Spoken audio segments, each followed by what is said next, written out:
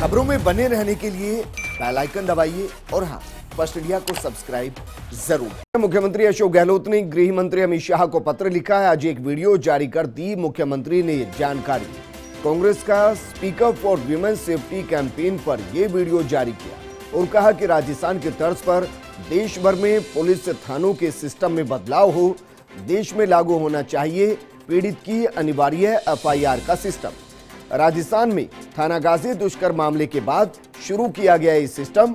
और मुख्यमंत्री ने कहा, जिस तरह से हाथरस में राहुल गांधी प्रियंका गांधी को रोका गया, ये केवल हो सकता है बीजेपी के शासनकाल में। राजस्थान में बीजेपी के केंद्र के नेताओं का स्वागत है। राजस्थान में बीजेपी नेता आकर यहां कार्रवाई को देख सकते हैं। इस दौरान मुख्यमंत्री ने क्या कुछ कहा, यह हम आपको सुना रहे हैं, जरा सुनिए। महिला उत्पीड़न को लेकर speak up for women safety, ये अभियान का एक मैसेज है पूरे देश के अंदर। राहुल गांधी को मैंने देखा है कि हमेशा वो महिलाओं के उत्पीड़न को लेकर चिंतित रहते हैं। मुझे याद है कि जब वो एक बार थानागाजी में घटना हुई थी राजस्थान के अंदर, तब वो स्वयं आए थे, पीड़िता से बात करी उन्होंने और सरकार ने कई कदम उठाए उसके बाद में, एक्स्ट्रा ऑर्डिनरी, जो देश में कहीं नहीं है।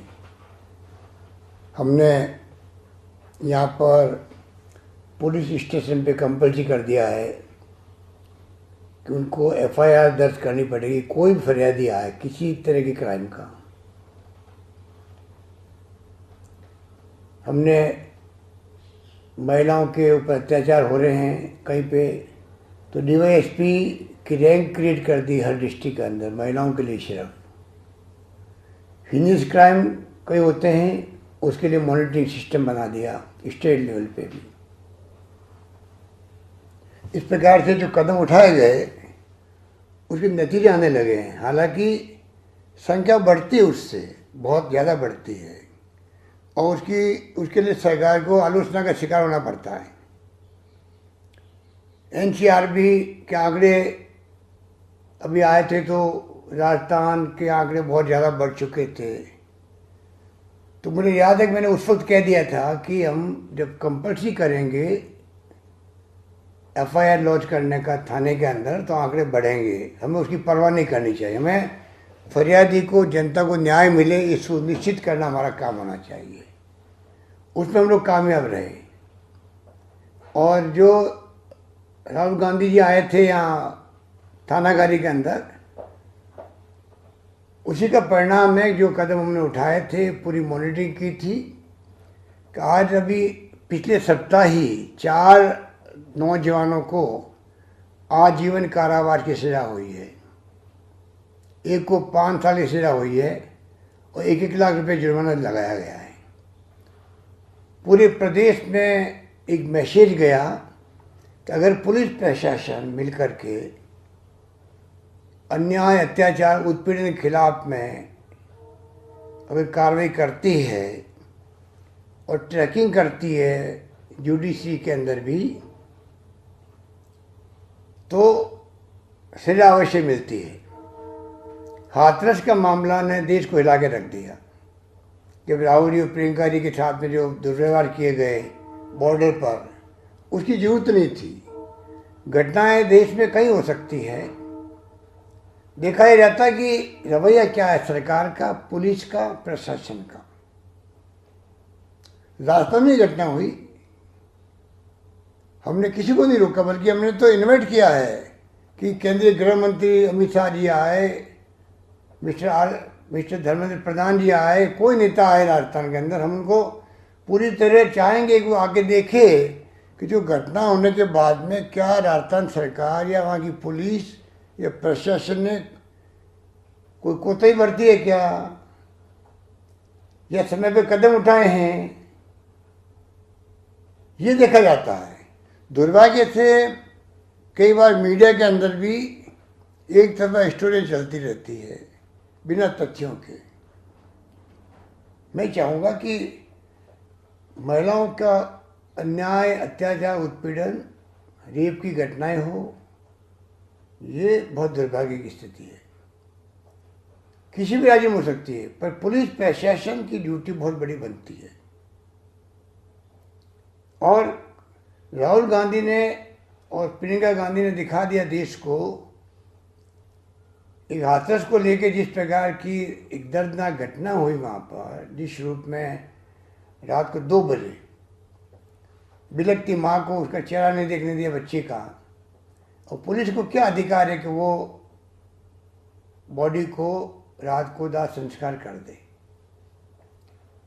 हमारे देश में तो भारतीय परंपरा रही है, कोई शव आता है, चाहे वो सेना के जवान का हो बॉर्डर से, या विदेश में किसी की मौत हो गई हो, तो हवाई जहाज से, हेलीकॉप्टर से सब आते, गांव तक आते, सैनिकों के भी परिवार को सुपुर्द किए जाते हैं।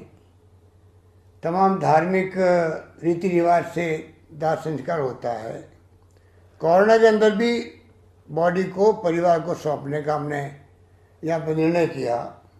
आप सोच सकते हो, एक बॉडी आई गांव के अंदर, अचानक आ गई, लेके आ गए, परिवार को इतला नहीं दी, और माँ के चेहरा दिखाने के नौबत नहीं आ पाई, और उसको आपने दाह संस्कार कर दिया।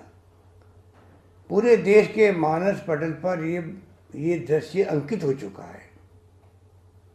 अब चाहे तक वहाँ के मुख्यमंत्री महोदय या वहाँ की सरकार कुछ सफाई देती फिरे, उनके कोई मायने नहीं है। तो मैं चाहूँगा आज की जो ये speak up for women safety का जो कैंपेन चलाया है कांग्रेस ने, ये बहुत ही इसका रेस्पॉन्स मिल रहा है। महिलाओं को एक कॉन्फिडेंस पैदा होगा कि हमारी सेफ्टी के लिए कांग्रेस पार्टी, जिसकी अध्यक्षा सोनिया गांधी है, वो हमारे लिए चिंतित है। और ये कॉन्फिडेंस बढ़ेगा तो अन्याय, अत्याचार, उत्पीड़न रुकेंगे, उस पर अंकुश लगेगा, मेरा मानना है। तो मैं इस अभियान को जो कामयाबी मिली है, उसके लिए मैं साधुवाद देता हूँ आयोजकों को। और मुझे उम्मीद है कि जिस प्रकार की सोच पैदा हो गई है, नई पीढ़ी को सोचना पड़ेगा कि उनका लंबा कैरियर है, उनका फ्यूचर है, उनके साथ में इस मुल्क का फ्यूचर जुड़ा हुआ है, उनके ऊपर बहुत बड़ी जिम्मेवारी है। तो जिस प्रकार के ये मामले सामने आ रहे हैं, बलात्कार के बड़े रूप में भी, ये बहुत चिंताजनक स्थिति है। उस पर पूरी तरह सरकारों को चाहिए कि प्रायोरिटी देख करके रोक लगे, पुलिस प्रशासन की टॉप प्रायोरिटी पर हो।